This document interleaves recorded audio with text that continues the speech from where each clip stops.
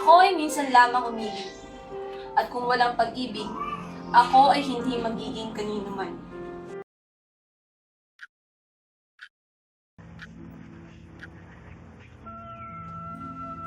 Isa akong tanyag na dilag sa bayan ng San Diego, hindi dahil anak ako ng mayaman na Kapitan Tiago, kundi dahil sa taglay kong kagandahang simbolo ng isang matatag at huwarang Pilipina. Sa mapulakong labi at matingkad ng ngiting abot hanggang langit, nabihag ko ang puso ng isang makabayang Juan Crisostomo Ibarra. Si Ibarra na aking kasintahan at kasiyahan.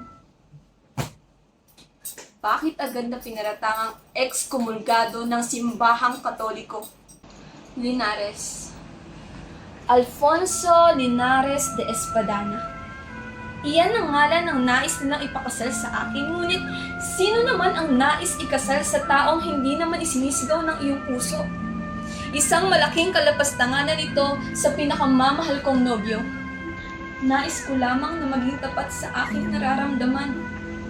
Alam niyo bang maisasalba ko sana ang aking pinakamamahal sa pamamagitan ng kanyang mga naisulat na liham, subalit dumating sa eksena si Padre Salvi.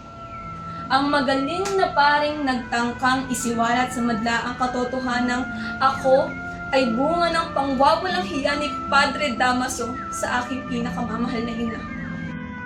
Ibarra, sana'y maintindihan mong napilitan lamang akong tanggapin iyon para sa aking yumaong ina at dalawang nabubuhay na ama.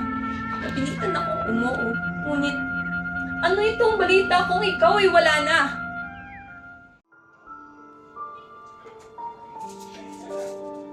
Ang kumbento o ang kamatayan, iyan na lamang ang mga kataga sa aking isipan.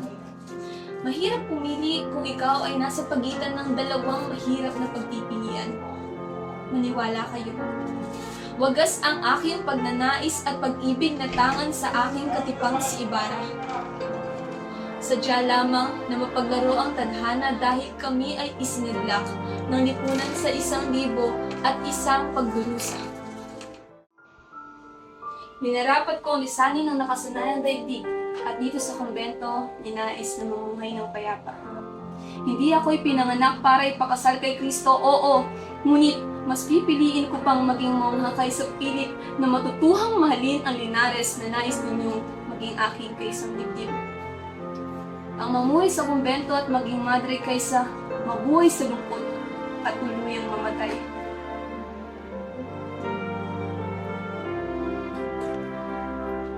Ako si Maria Clara, larawan ng bansang puno ng dangal ngunit pinagkaitan.